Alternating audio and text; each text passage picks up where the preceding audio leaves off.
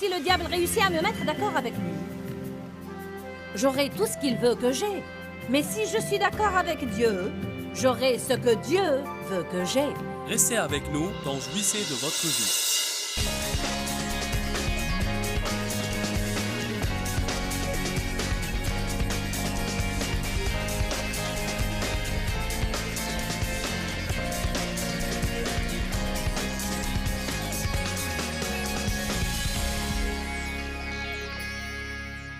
La pensée, la bouche, l'humeur et les attitudes.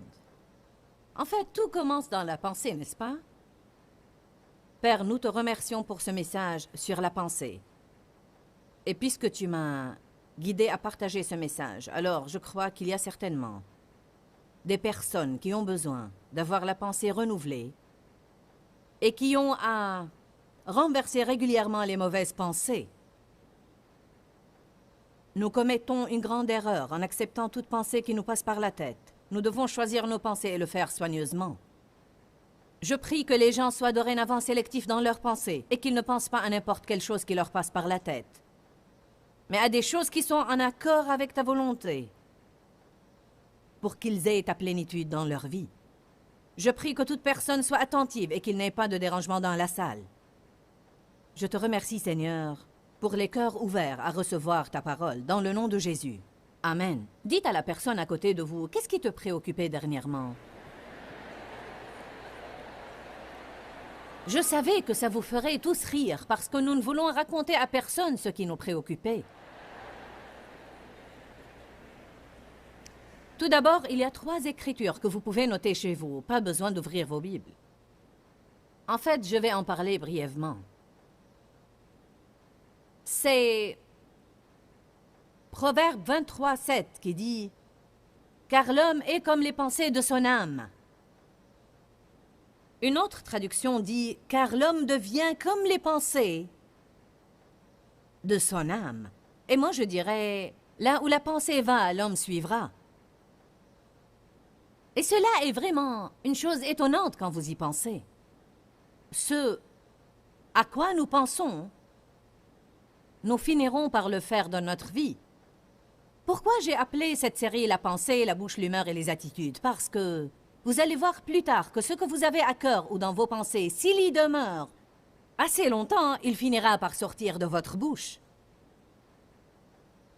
Nous pourrions apprendre beaucoup de choses en écoutant ce que nous disons.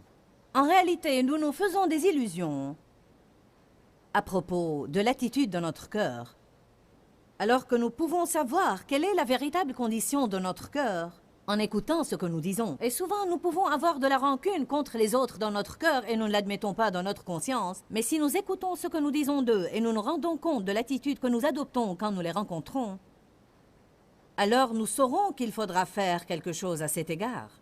La tromperie est l'instrument préféré de Satan. Nous devons tous savoir ça. Être trompé veut dire qu'il y a quelque chose qui va mal, mais nous ne le savons pas. Il est bien caché et nous ne le confrontons pas. Ce que nous pensons est très important parce que ce que nous pensons finira par sortir par notre bouche. Et la Bible nous dit que nos paroles sont puissantes et que nous finirons par être ce que nous disons et que nos pensées influent sur notre humeur. Vous pouvez avoir beaucoup de pensées négatives et déprimantes et votre humeur commencera à suivre le mouvement de vos pensées. De plus, nos pensées influent sur notre attitude. Je suis sûre que vous avez entendu cette déclaration. Votre attitude dans la vie détermine votre altitude dans la vie. Si vous ne l'avez pas entendu, cela signifie que notre attitude détermine dans quelle mesure nous pouvons réussir dans notre vie, où nous pouvons en arriver dans nos affaires et où nous pouvons en arriver dans nos relations. Beaucoup de personnes ont de mauvaises attitudes aujourd'hui. Car l'homme est comme les pensées de son âme. Nous devons penser pleinement aux déclarations puissantes comme celle-ci, parce que vos pensées ainsi que les miennes déterminent la qualité de la vie que nous allons avoir dans l'avenir. Vous n'avez pas à penser à toute idée qui vous passe par la tête. Nous pouvons penser à des choses intentionnellement. Parfois, il serait bien de prendre du temps rien qu'à penser. Ensuite, il serait bien de faire des proclamations. Je veux dire par là que vous pouvez penser à des choses et les dire intentionnellement. N'acceptez pas toute pensée que Satan vous met dans la tête et ne permettez pas à tout ce qui vous passe par la tête de sortir par votre bouche. Voilà pourquoi nous avons maintenant des problèmes dans notre vie. Beaucoup d'entre vous, la vie que vous menez maintenant, je parle des personnes présentes dans cette salle et celles assises devant leur télé. Vous n'aimez pas la vie que vous menez maintenant, mais la vie que vous menez maintenant est le résultat des pensées sur lesquelles vous avez médité dans le passé et des paroles que vous avez dites. Ce n'est pas toujours dû à la malchance ou au diable qui vous poursuit. C'est dû souvent à notre façon de penser et de parler. Est-ce que vous savez que vos pensées et vos paroles déterminent la qualité de vie que vous avez maintenant et qu'elles détermineront la qualité de vie que vous allez avoir dans l'avenir?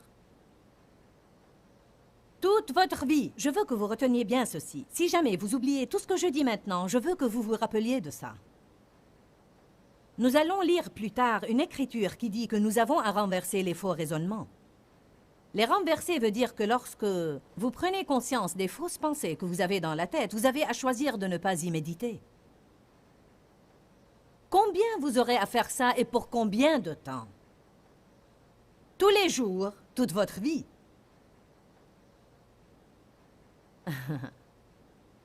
Pour une raison, j'ai senti dans mon cœur qu'il était important de vous faire passer cette idée. Je crois que parfois nous devons nous rendre compte, j'aurai à faire ça pour toujours. Parce que parfois nous nous lassons vraiment de faire les choses. Et nous abandonnons car nous croyons que ça ne marche pas. Cette écriture ne signifie pas que si nous renversons les faux raisonnements quelquefois, ils ne reviendront jamais et nous n'aurons plus à les renverser. Mais elle signifie que tous les jours, toute votre vie, vous avez à exercer votre autorité sur les faux raisonnements et vous avez à les renverser. Je vais dire ça plusieurs fois ce soir parce que je veux que vous sachiez que vous avez à le faire tous les jours. Tous les jours, tous les jours, tous les jours. Je prêche la parole depuis près de 28 ans maintenant et tous les jours, j'ai une mauvaise pensée que je suis la seule à pouvoir confronter. Vous êtes les seuls à pouvoir vous occuper de vos pensées.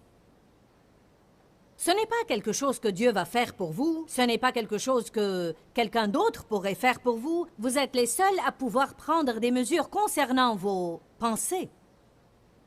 Il n'y a aucune personne dans cette salle qui n'a pas à décider de ne pas penser d'une certaine façon et de penser autrement tous les jours. Je ne veux pas que vous pensiez qu'il y a quelque chose qui ne va pas en vous, juste parce que vous semblez avoir une attaque continue dans vos pensées. La pensée est le champ de bataille. C'est là où nous gagnons ou nous perdons nos batailles contre Satan. Nous avons un ennemi. Jean 10:10 dit que le voleur, le diable, vient seulement pour dérober, égorger et détruire. Mais Jésus a dit, je suis venu afin que vous ayez la vie, que vous en jouissiez, et qu'elle soit en abondance, jusqu'à débordement. Le domaine dans lequel Satan nous attaque, ce n'est pas le seul domaine, mais un des principaux domaines dans lesquels Satan nous attaque sans arrêt est nos pensées. Nous passons par des saisons où les attaques dans nos pensées semblent être plus fortes que dans d'autres saisons. Il y aura des périodes et des moments où vos pensées seront attaquées concernant une certaine relation. Ça fait 36 ans que Dave et moi sommes mariés, mais il y a des fois où le diable lance une attaque dans mes pensées concernant certaines choses que Dave fait qui pourraient m'irriter parfois et ne pas m'embêter d'autres fois. Il se peut qu'un an passe sans que cette chose m'embête. Et je dis, eh bien, béni soit Dieu, Dave est comme ça. Vous savez, alléluia. Et tout d'un coup, c'est comme, je ne peux plus supporter ça. Combien d'entre vous savent ce que je veux dire? Amen? Voici un exemple. Dave aime beaucoup mastiquer. Et il n'en est pas de même pour moi, mais Dave a toujours une mastique dans la bouche. Ça fait 36 ans que Dave fait ça, et je n'ai jamais entendu le bruit de sa mastique. Mais laissez-moi vous dire que ça fait un an que ce bruit me tape sur les nerfs. Quand nous sommes en voiture, nous avons une maison au bord d'un lac, et durant nos allées et nos venues, je fais des études et j'écris mes livres. Nous effectuons un trajet de 2h45, et tout le temps j'entendais... Et c'est comme... Seigneur, s'il ne va pas arrêter de mastiquer bruyamment, je Vous savez, il a ajouté une nouvelle version durant ce dernier voyage. Il a commencé à faire des bulles avec sa mastic. En fait, je veux dire, je suis honnête avec vous. Et vraiment, j'ai prié à propos de cette mastic. Et je lui ai parlé de ça. J'ai même pensé, peut-être que s'il va chez le dentiste, ce dernier lui dirait d'arrêter de mastiquer. Vous savez, ça fait 36 ans que nous sommes mariés et durant les premières 35 années, la mastic ne m'a jamais dérangée. Alors, c'est ce genre de choses qui souvent sont un instrument dans les mains de l'ennemi qui essaye de trouver un moyen de nous embêter, de nous déranger et de causer des problèmes dans les relations. Est-ce que c'est clair pour vous? Êtes-vous d'accord avec moi? Ne prends pas une mastic maintenant, s'il te plaît. C'est bien que Dave me trouve drôle, n'est-ce pas?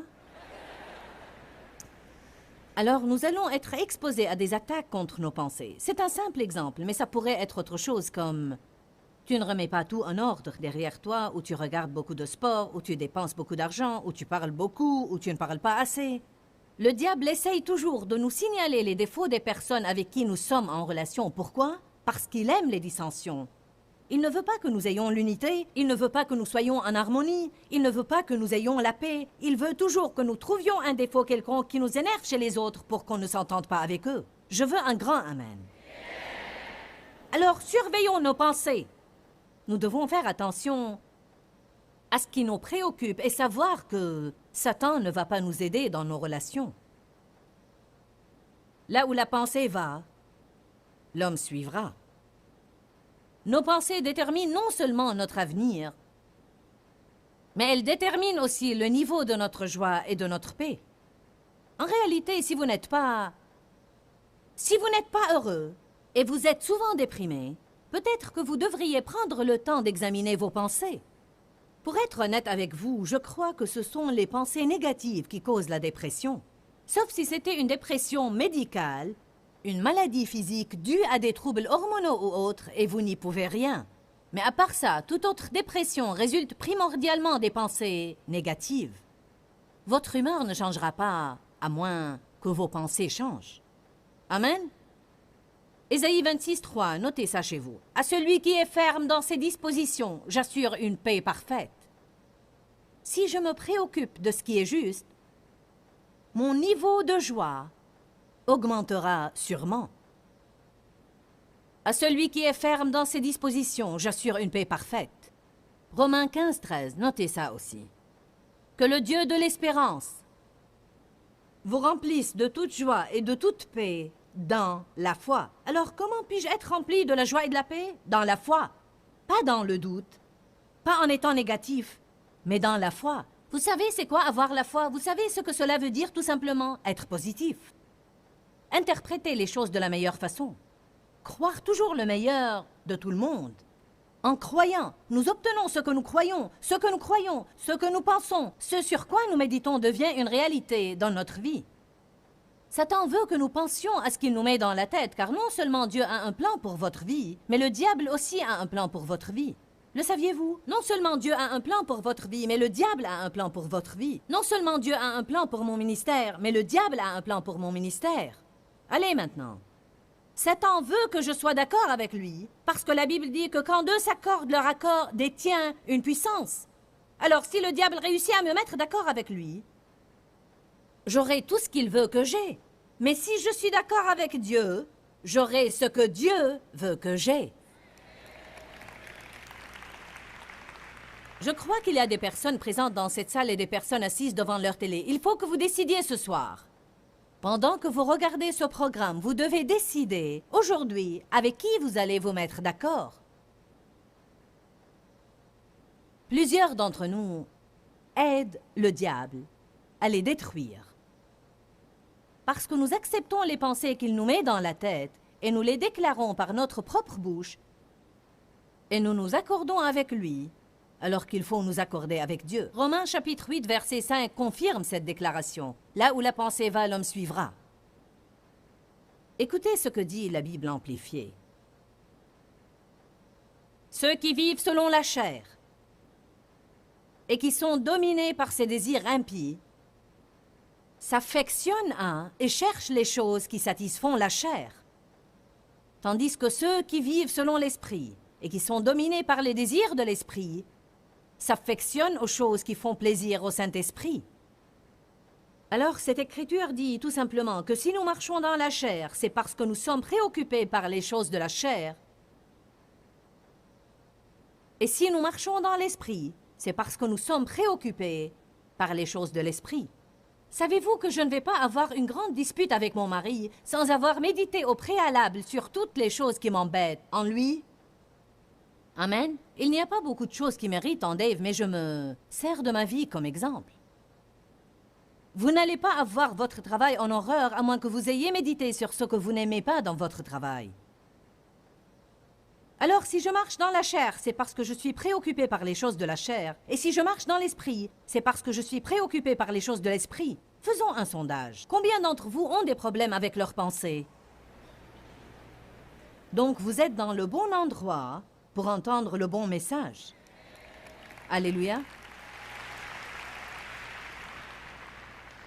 Beaucoup pensent qu'ils sont des vauriens. Vous pensez que vous êtes sans valeur. Vous croyez que vous commettez trop d'erreurs pour que Dieu veuille vraiment coopérer avec vous ou jamais se servir de vous.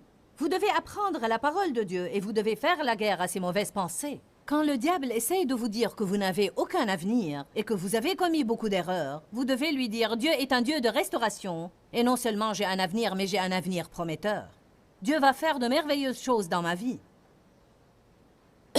La meilleure façon d'interrompre une façon de penser est de faire des déclarations par votre propre bouche. Vous devez répondre insolemment au diable. Il est important d'apprendre à répondre insolemment au diable. Tous les jours de ma vie, je suis attaqué par des pensées qui, je sais, ne sont pas en accord avec la parole de Dieu, et j'ai à déclarer par ma propre bouche ce que la parole de Dieu dit. Ceci interrompt ces pensées et empêche Satan de me remplir la tête de ses ordures. Nos pensées créent un moule pour nos actions. Je veux que vous imaginiez cela avec moi. Imaginez une bétonnière, un camion plein de béton. Vous connaissez tous les camions de béton. La partie arrière de ces camions est pivotante et elle est toujours en rotation pour empêcher le béton de se solidifier, alors elle le garde toujours en mouvement. Alors imaginez un camion plein de béton. Ce béton va prendre finalement la forme du moule dans lequel il sera versé. Ce camion pourrait être utile à quelqu'un qui a besoin de faire une allée dans son jardin. Mais on ne va pas tout simplement verser ce béton dans le jardin de cette personne en espérant qu'une allée se formera. Un moule est censé être déjà disposé pour y verser le béton. Peut-être qu'il va être versé dans le moule d'une cour intérieure, ou peut-être un mur de soutien, une allée, une rue ou les fondations d'une maison. Le béton ne peut prendre aucune forme à moins qu'il soit versé dans un moule. Alors nos pensées sont comme ce moule. Nos pensées créent une forme dans laquelle Dieu répand sa puissance pour accomplir une œuvre dans notre vie. De même, nos pensées peuvent créer une forme pour Satan afin qu'il verse sa puissance maléfique dedans pour accomplir de mauvaises œuvres dans notre vie. Par exemple, si je pense longtemps ou souvent au mal qu'une personne quelconque a commis envers moi, comment elle m'a blessé, elle a fait des commérages sur moi, elle m'a menti ou m'a dit des mots blessants, il me serait quasiment impossible de la traiter bien ou comme si de rien n'était quand je la rencontrerai. Beaucoup de personnes ont des mauvaises pensées des autres et ils essayent d'être en relation avec eux. Ceci est impossible. C'est impossible. Mes pensées sont une graine que je sème qui crée une attitude en moi, une attitude qui se manifeste à travers mes actions. Je veux que vous disiez avec moi, mes pensées sont une graine que je sème pour récolter une attitude qui devient plus tard une action. Faites bien attention comment vous pensez des autres personnes. Il vous serait impossible, je vais répéter ça, il vous serait impossible de traiter les gens autour de vous avec bonté, amour et gentillesse si vous avez envers eux des pensées négatives et des pensées méchantes. Parce qu'en fait, nous croyons que nos pensées sont cachées et que personne n'en est conscient, mais elles vont se manifester. Nos pensées se manifestent à travers nos attitudes et notre langage corporel. Elles se manifestent à travers nos paroles et elles se manifestent à travers nos actions. La Bible dit dans 2 Corinthiens chapitre 10 que nous avons à renverser les fausses pensées et les faux raisonnements qui ne sont pas en accord avec la parole de Dieu. Alors vous avez à exercer votre autorité sur vos pensées. Vous êtes responsable de vos pensées. Pensez à ce que je viens de dire. Vous êtes responsable de vos pensées. Vos pensées déterminent votre avenir et votre niveau de joie et de paix également. Jésus est mort afin que vous jouissiez de votre vie, que vous ayez la paix, que vous marchiez dans la justice et que vous jouissiez de toutes bonnes choses que Dieu veut que vous ayez. Mais la Bible nous dit dans Romains 12:12 que nous avons à renouveler nos pensées selon la parole de Dieu. Pourquoi, Seigneur, pourquoi? Dans ce livret, Joyce Meyer nous enseigne à travers la parole comment être délivré de la confusion. Pour obtenir ce livret gratuitement, écrivez-nous à Joyce Meyer, boîte postale 40095-6300 Larnaca, Chypre. Ou bien visitez notre site web www.joycemeyer.org/fr.